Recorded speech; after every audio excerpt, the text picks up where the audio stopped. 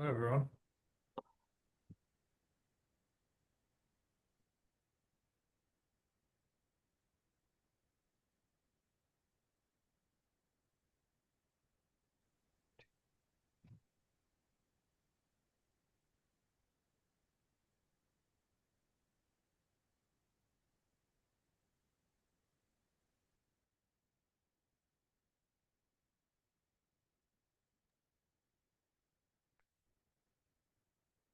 Miranda, can you hear me or anyone?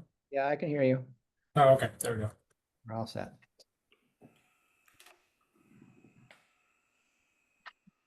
Okay, we have everyone here. We have quorum, so we will begin.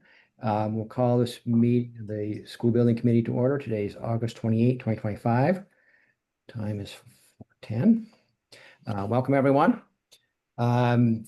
First item on our agenda is approval of the July 24 minutes. Is there a motion to approve? Chris, okay. Second, Kathy, are there any corrections? Then all in favor of approving the minutes, please indicate. Any opposed or abstentions? I'm going to abstain. Mary will abstain. I will abstain as I well. will abstain as well. This is Madison. Okay, Madison, okay. Okay. That brings us then to the opportunity for public input. Is there anyone from the public that would like to address the building committee? Seeing none, then we'll move on then to the OPM update. So Adam? Hey, everyone. Update on the other projects going on. Acoustics we'll talk about here shortly in item number 5. With regard to fencing, the retention basin and playground. With fencing, got communication from Mark Kiefer at the town that the fencing for the neighbors was installed and inspected through that project. So that invoice is submitted with the invoice back for payment for today. So that should be all set. With the retention basin, got notice from the contractor that they had reseeded on last Friday, the 22nd, with the updated mix criteria and additional fertilizer that was coordinated through Fuss and O'Neill and Derek Delay and myself. So that seed has been placed and we'll be looking to start that establishment growing. This is a different time period or an much earlier time period for installation than last year. Last year, when the basin was completed, the seed was placed late in the planting season. So the notion was to get it in much earlier than that to avoid complications that arose with the last try. So that has been completed. And then the playground work was completed and is ready for use. It had its testing and inspections for the slopes and for the impact testing. Those all passed, so it was available for use today for the first day of school. Nice. There's still some punch list items associated with that cleanup and some dings and nicks that the contractor has to fix that they'll work around the school hours to address those, but nothing that prohibits any use, just typical cleanup and repair items. Okay. Kathy, did you have your hand up? You're on mute. Yes, I did. Just went by there yesterday, and there's still some area that's fenced off with equipment and whatnot. Just wondering when that's going to be removed. So they came back to remove some of the fencing yesterday, and then I got still sifting through my emails from today. I believe there's a component of it that they are attempting to leave on site because there was a shade, like a sunshade type piece of equipment that the town had previously purchased that was not being installed under this contract, but since they were doing the work, it was going to go next to it. So my understanding is that some of the fencing would remain in that off the playground area so they could come back and install that shade under that separate contract work. So it might look like there's some other items there and they do need to do some cleanup, but that's if I can find it before the end of the meeting, I'll give you an update on that email once I can find it No, again. that, I remember Mike talking about this. So Okay. yes, thank you very much, Adam. Or Okay. Kate, if you have anything to add to that, or Sorry, we were waiting on a bus and I was enjoying the fact that technology wasn't working, so I had a few extra minutes. What am I adding to? oh, just the equipment that remains there to put the sunshade in. Oh yeah. So it's fenced off. The kids can't get to it. It's fine. We have access to play on, like, obviously the playground's wide open and then the pre-K play area is accessible behind it. We're looking forward to having the sunshade, but we have cool weather right now, so we're fine. Okay. The We Go Round was a hit. Okay. I can probably send some photos to the group. It was used all day. We will now have to teach into just how many humans can fit on it. So, but it was the hit of the play day. So, Great. Great. Okay, thanks. yep. Okay, any other question on those items? Okay, see none, then I guess we can move on. Adam, I don't, acoustics next? One other, it was in the packet, so I'll at least address it. Chris Kiefner had asked, I believe the last meeting about, Richter Seegan just to swing by the pollinator path for some recommendations about, the plantings there. So while they were on site looking at the playground, they took a look at the other area with the pollinator path plants and provided some recommendations. So, I'll pass those along to facilities in terms of the original intention and as well as some of the other literature and best practices and what have you, to keep that up and running. So just wanted to circle back because that was a request from Chris Kiefner. Yeah. All right. Yes, now on to procurement items. There are two items on the docket. One is just a motion, and the other one is the Ascentec proposal and motion. The motion, let's just start with the first one. That's a motion with no document. It's a round allowance increase on the existing purchase order for Fuss and O'Neill for $2,500. Just because we've gone through another round of the basin work, they have essentially exhausted their original purchase order for ongoing construction administration as the engineer for that work. I don't expect there to be much additional costs that they would incur as part of back check closeout to confirm the seating's in place and whatnot, but just I proposed that increase to their purchase order to cover any last mile expenses they might have. Okay, so the seating that was done is already covered, but this would be checking on the growth or erosion or anything like that. Correct. Okay. Tony? Is it working? Is the retention pond Oh, does it drain? draining? Yes, it is draining. Yes. Is it a basin or a pond? Is stuff growing on those sides? I know it's been planted, but It was Friday, so I'm sure nothing has happened Okay. since then. So this is the real proof in the pudding would be in the spring after the winter to confirm that it's actually germinating because I'm not a landscape engineer, but my understanding is that there's a cover crop installed right part of the seed mix that grows more quickly, similar to the rye seed that we put down to help. So you might see stuff germinate, but that might be the helping to establish portion of it. Next year is when the long-term plantings should start to emerge. So if in the spring they don't, then we've got to reevaluate what's going on. But the notion is that there shouldn't be an issue. They should be coming up. And that's what Fuss and O'Neill should go and confirm that all that is growing as intended in the spring. what kind of maintenance is required for that area and also for the pollinator path? Because my experience with wildflower gardens is that they require a great deal of maintenance.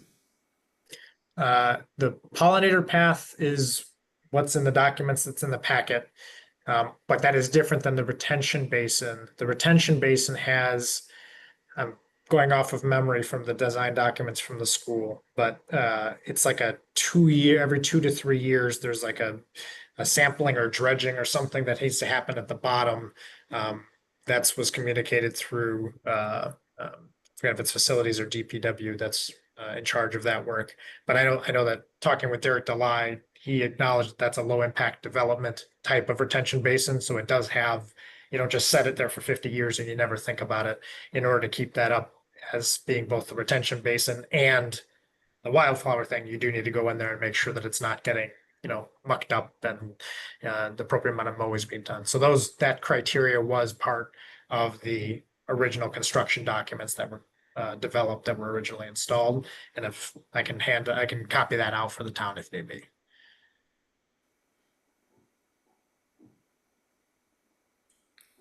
Okay. Are there any other questions regarding the Fuss and O'Neill services? If not, then does someone or other discussion regarding this increase in the PO? If not, could someone make a motion? Mary? I would make a motion to increase PO 24004433 for Fuss and O'Neill by $2,500 for a new total of $27,200 for basin closeout construction administration services. I thank you, Mary. Is there a second? Rich, thanks. Any other discussion? Then all in favor of the motion, please indicate. Anyone opposed or abstention? Okay. Okay. The second item is the Ascentec proposal, which I will flash on the screen here in a moment.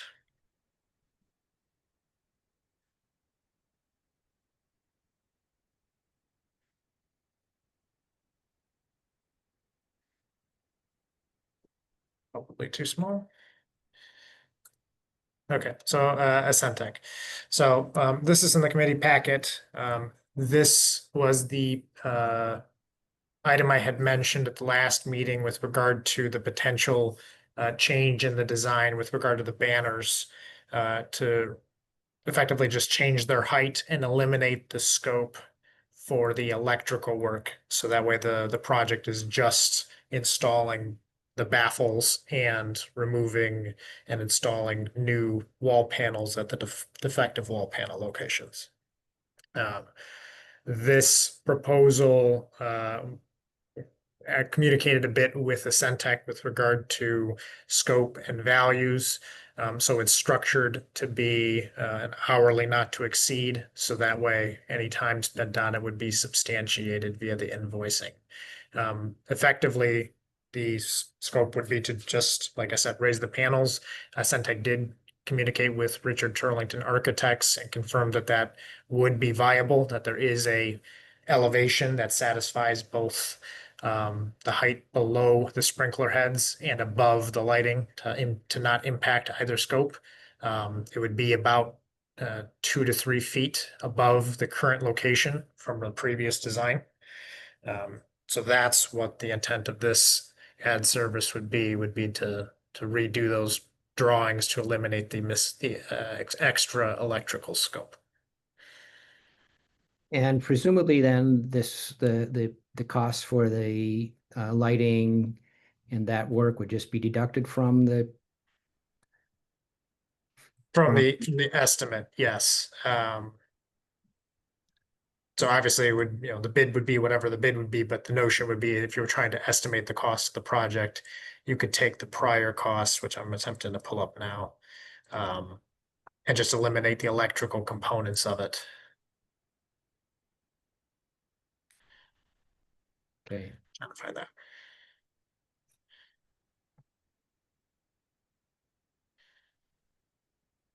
It's drawings. Yes, the estimate. So this was the prior estimate.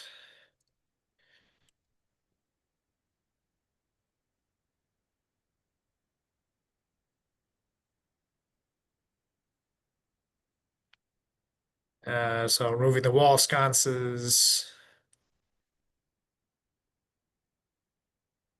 And then providing the additional linear, the additional lighting baffles, lighting for the baffles. So approximately eliminating 50,000 off of the trades plus about 25% markup So you're looking at about $60,000 reduction in the cost of the project based off the estimate, it looks like. Okay, that's good. Okay, questions from anyone? Comments? Chris, go ahead. Thanks. Again, I guess what I left the prior meeting thinking was that this was what they were gonna come back with. So did they say anything about that? That why it hadn't gone back to this question before the last, their last estimate was submitted? So I had missed the meeting where where the group had gone from three options to one. The three options that were proposed, if memory serves, all were effectively at the same height, and that the direction was to shift the height of the baffles to the scope in the current option, which included the lighting work. So the lighting work was shown as part of those prior options. So I can't speak to what the discussion was, but that's what my understanding of the direction was based off of the deliverable. So Well, my other piece would be then, Kate, is this palatable for you? I mean, if we were to choose to use this latest hanging depth, would you be okay with that? So the hanging depth should be level with the like ceiling of the catwalk, correct? No. It will be a little bit higher in this, as is contemplated in this latest round. Adam, can you put that back up again? Yep, I'm I getting know, it. sorry, I was on vacation for the last meeting too. No, it's a little bit, it's basically hanging the baffles, and I zoomed in to find what that measurement was, but it's not up to the top, but it's at, what is that, Adam? 18 Yeah. inches from the rafter there? Yeah, It's it, yeah, it- for us, my fear is it can't come below that ceiling, so that I don't want the kids to be wanting to try and touch it. So I No, want, no, we're going higher. We're going Right. closer to the original ceiling. okay, Okay. yeah, because my fear is if it comes below that, like the ceiling of what we call the catwalk, kids walking up there would want to try and reach out, and I was like, that would be dangerous.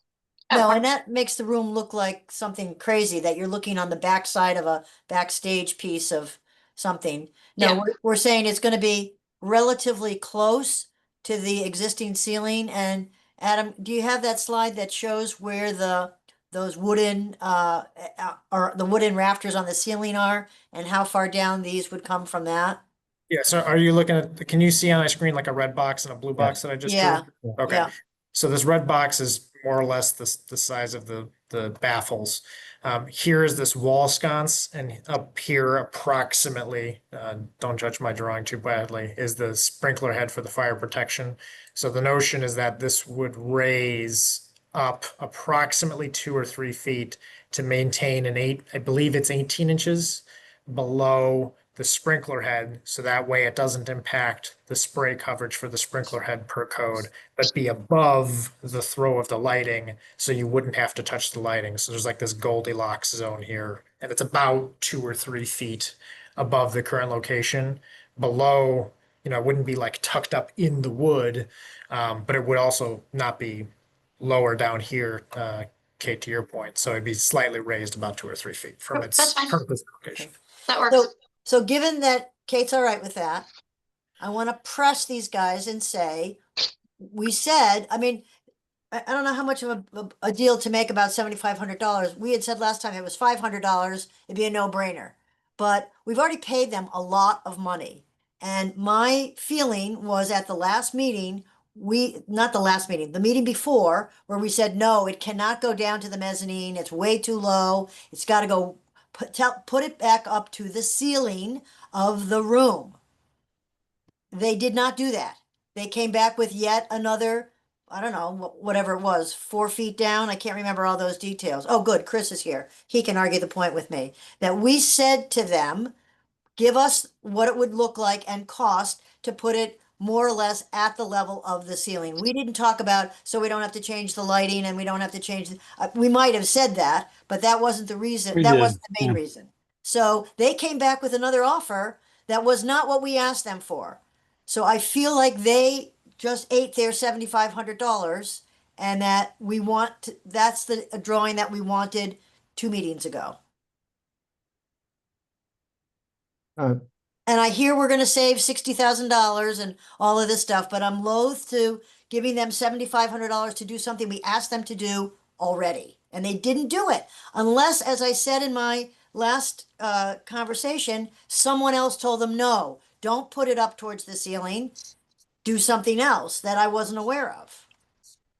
I mean, I wasn't here at the last meetings. But I don't recall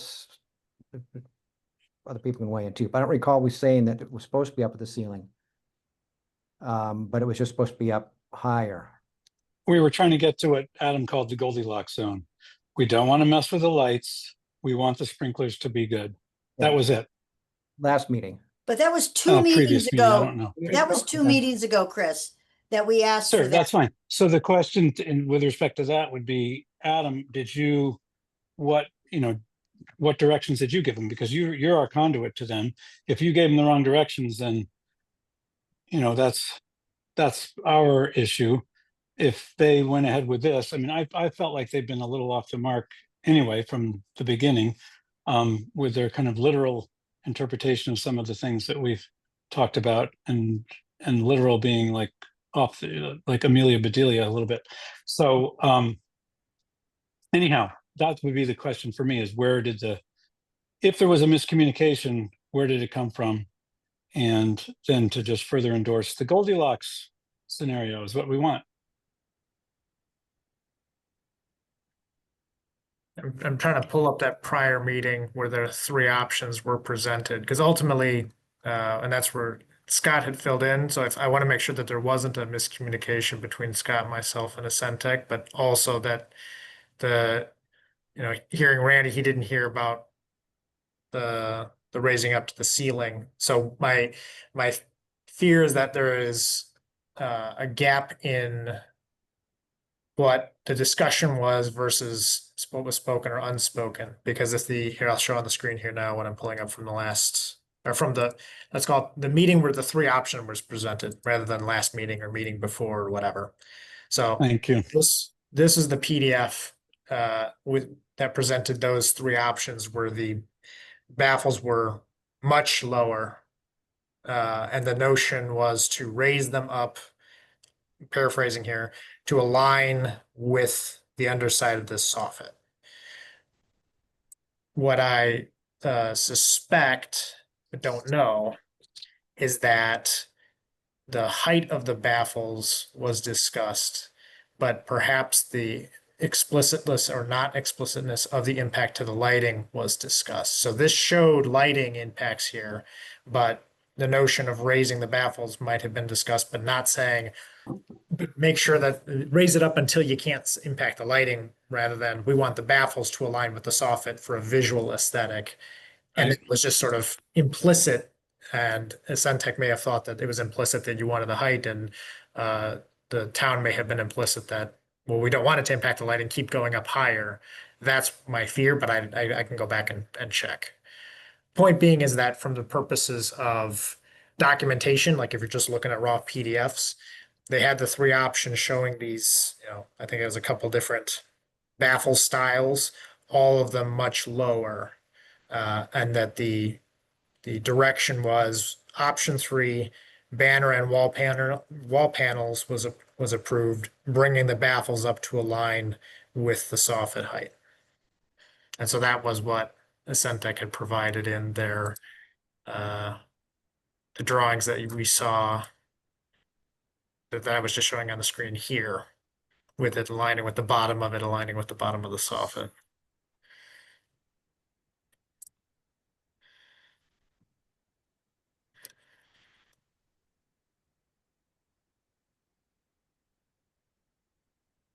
Anyway, Tony, go ahead. You have your hand up, and then Chris McNamara again. All right, first of all, I'm getting a little confused by the discussion. Are we discussing whether or not to pay the $7,500, or are we discussing the design, the ultimate design? Well, Kate just said that she was fine with this newer design that had the baffles raised higher. Raised So- to the level of the soffit. Yeah, and Okay. my contention is that that's basically what we asked for.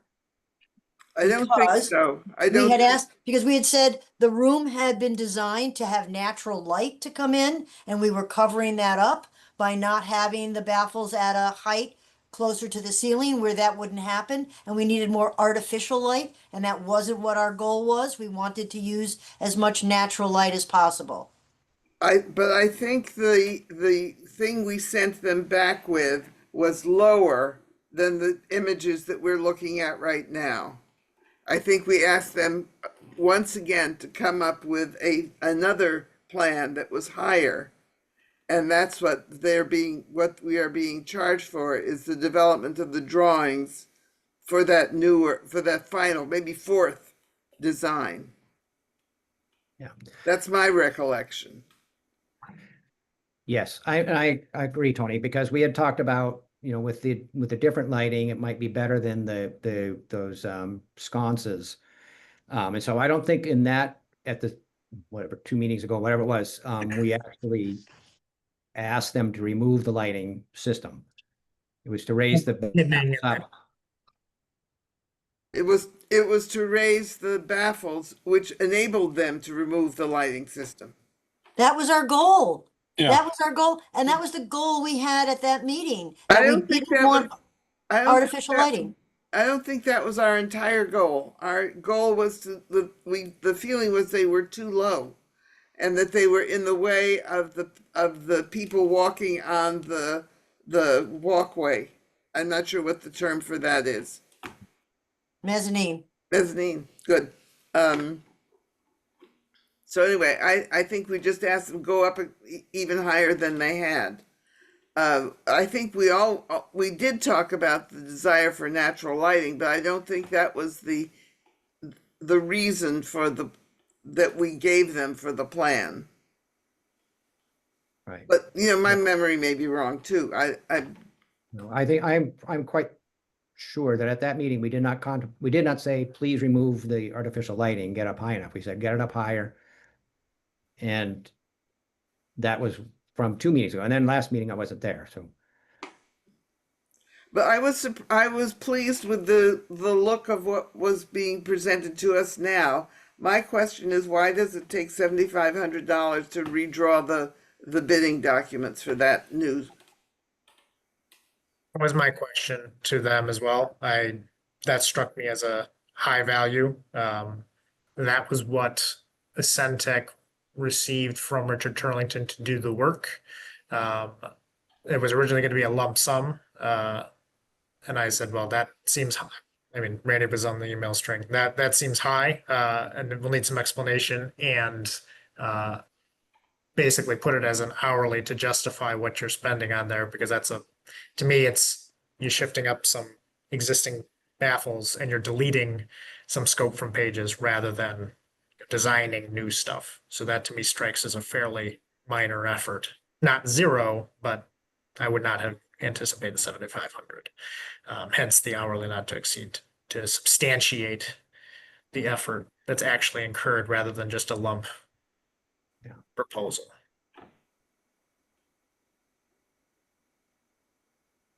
So we What don't want to happened- delay it What happened anymore. if we said not to exceed $5,000.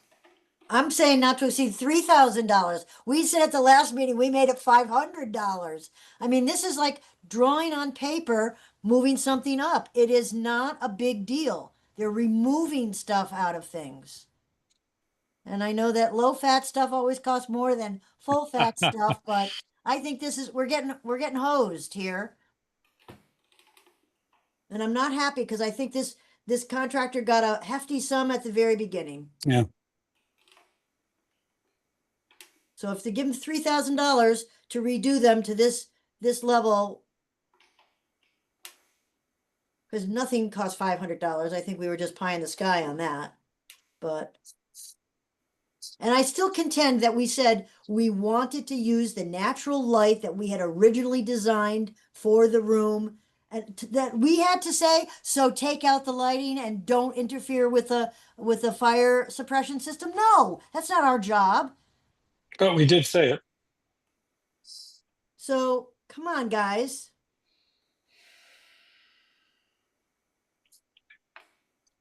So do we concur on the height? I mean, well, let's go back. Do we concur that we don't want to spend extra money rewiring?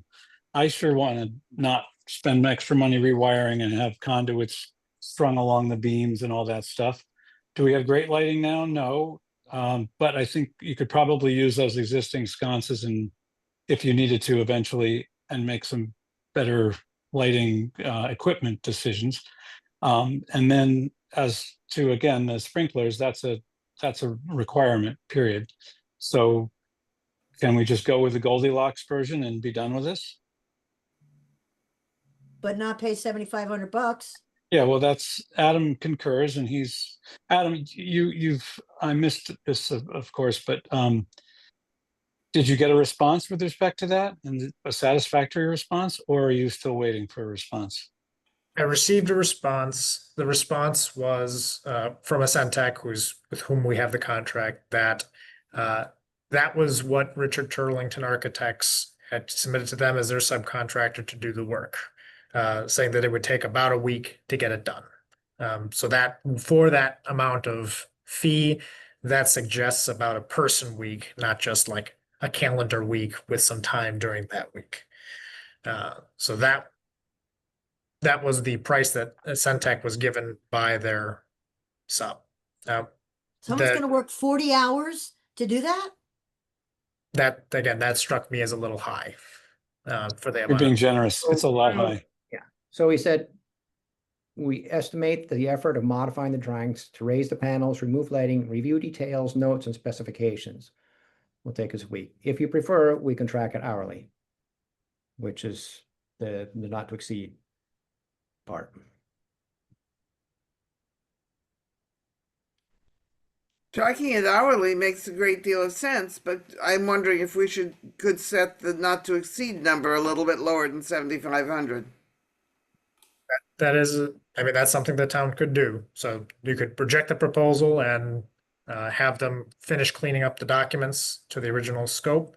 You could accept the proposal, or you could re-propose, and then either we meet again if they have the feedback, or I could convey the feedback offline, or delegate authority to approve of in between meetings. Those are all options we've used in the past to get past negotiation type topics.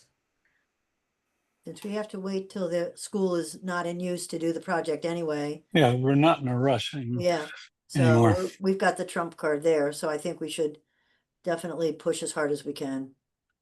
Yeah, I would be, I mean, I'm almost to the point, if they're just kind of glibly throwing a number out, oh, what's their top? Okay, 75, okay, that's good.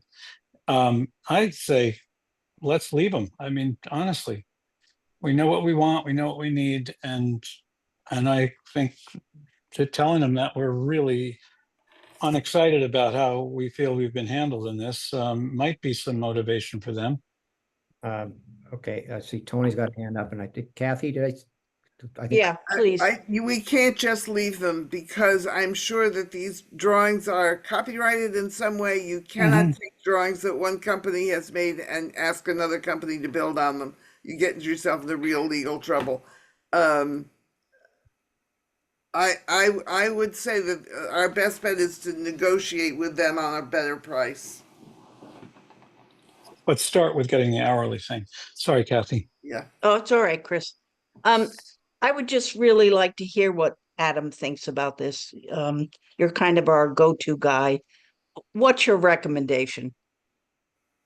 With regard to scope, I think just to put a bow on that, it sounds pretty clear that the persuasion of the committee is to try to eliminate the electrical scope, which aligns with what I've heard for the past 2 years when talking about these panels, was to provide an acoustic solution, not get into a much more involved set of work. So one way or the other, driving towards that conclusion seems to be what I've been hearing and just for project history. With regard to a Centec, which is probably the bigger point of the question, I think there's no harm in asking them to sharpen the pencil on the upset, still do it hourly, but say, basically, come on, really, and meet somewhere that maybe isn't what either Richard Turlington or Centec wanted, nor what the town exactly wanted, but is at least more palatable to drive to a conclusion if that middle ground exists, just to make this over, so to speak.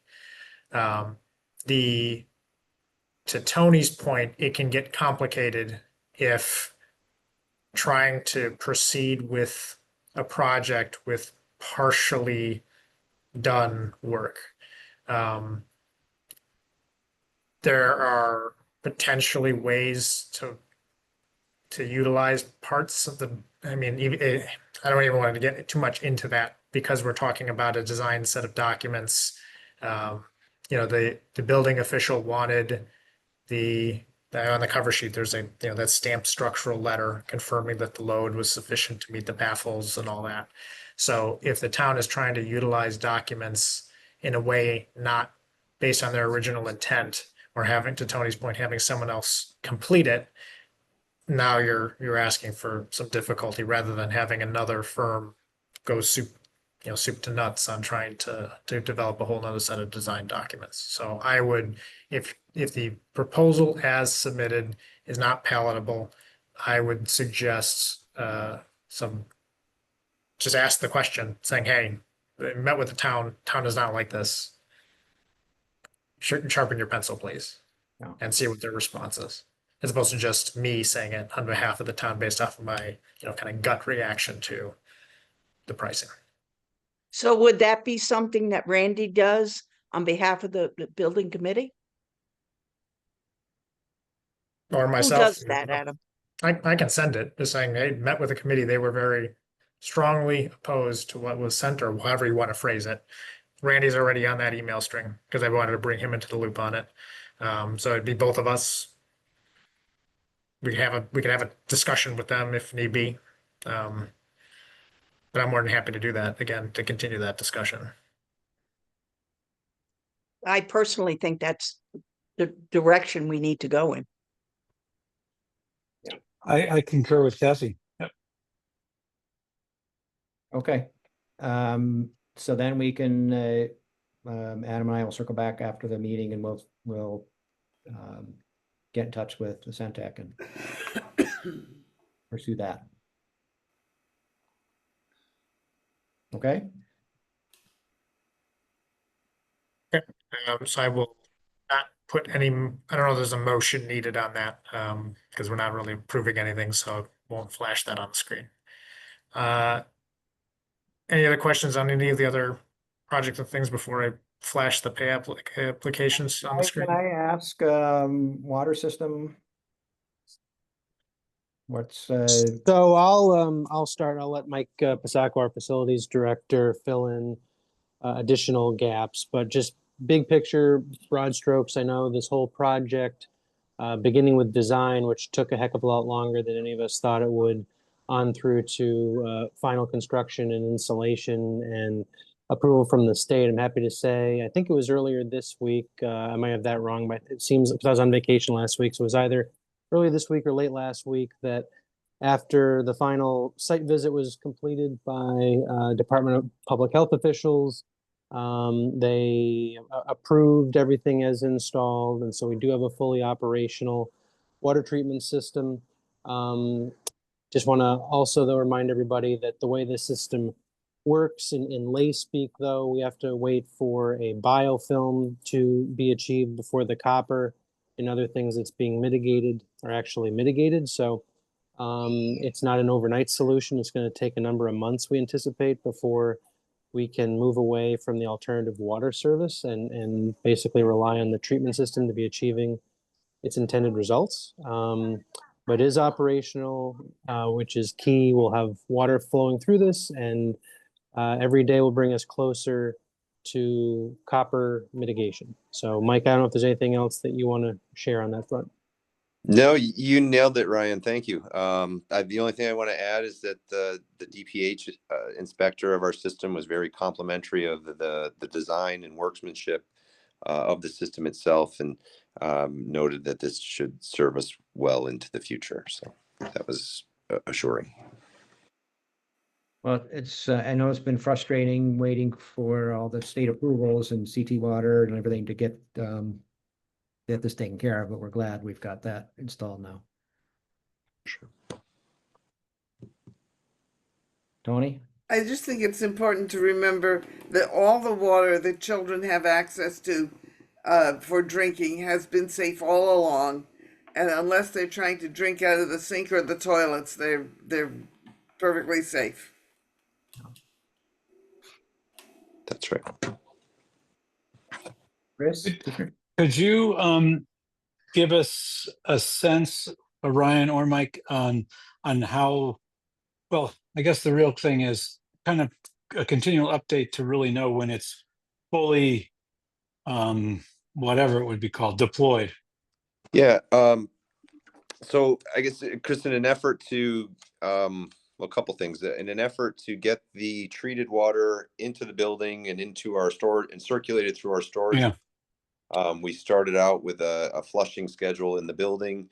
Great. Now that we have the students back, that's going to help that out. But we'll continue to flush that in the initial weeks to get those treatment chemicals into the plumbing infrastructure and dispersed throughout the building.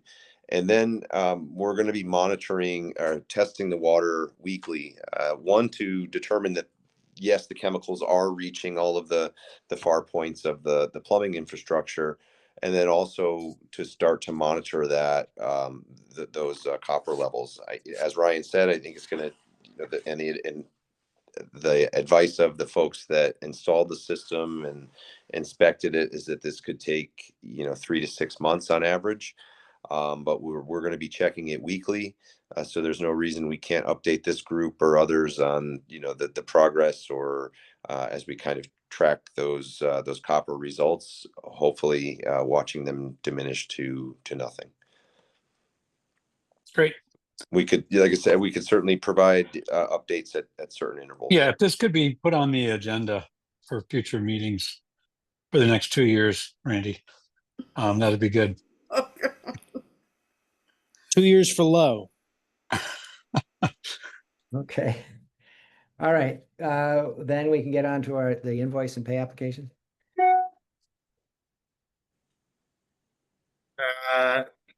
Tonight's invoice packet includes the aforementioned invoice from Atlas Fence for that neighbor property line fencing through the town staff.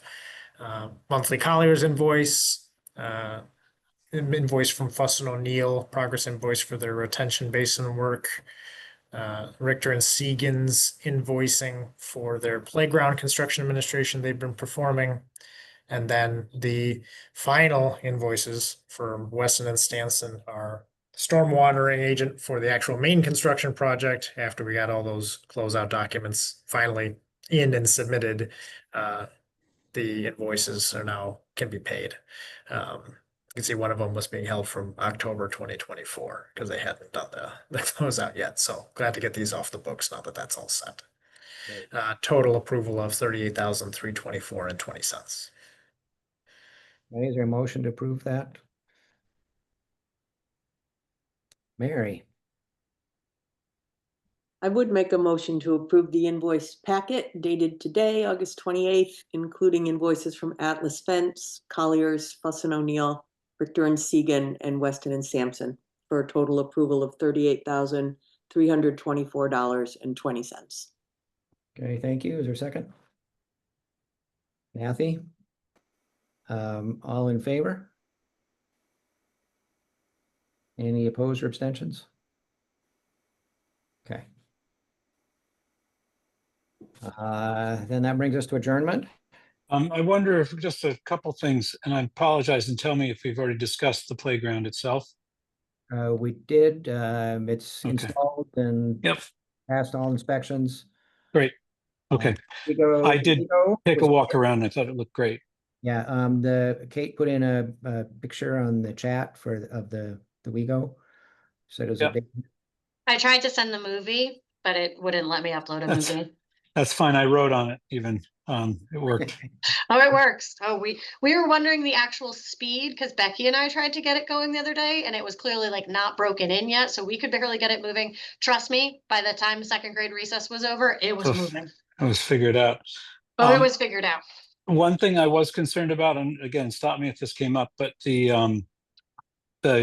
macadam part, the pavement part was still very dirty and dusty. Maybe that's been swept off, but I'm concerned about it. Is it swept off? So, Yep, yeah, and I power washed a little bit of it too. Great. Okay, good. It's They just were there important to me to not have it power washed toward the It wasn't. plate. Good. It was, Okay, it was brushed and cleaned. great. And one other item I talked about at a previous meeting was all the debris behind the sort of in the storage area behind the trailer thing in the the pump room, the second pump building. There's a bunch of stuff still back there, much less, but there's still 5-gallon containers of a bunch of things and rubber, whatever it is for the substrate that either if we don't need it, we should get rid of it. It should go somewhere else. It doesn't belong there. I agree, Chris. Whatever our vendor doesn't want or doesn't take, we'll work to dispose of. I Great. agree. We want to get that area tidied up. We're Yeah. almost there. Yeah. okay, Kathy? I would just like to thank Bill and Mike and Adam for helping us close this out. And the playground looks great. Happy to hear about the water, the retention, whatever that thing is called, pond. But thanks so much for your Pond. work. It's really, it's been a long haul, but thank you very much. Yeah. Great. Okay. So I'll move we adjourn. Hey, thanks, Chris. Is there a second? Kathy is enthusiastically seconding. All right. Well, then we'll see you next time. Thank you all. Thanks, Randy.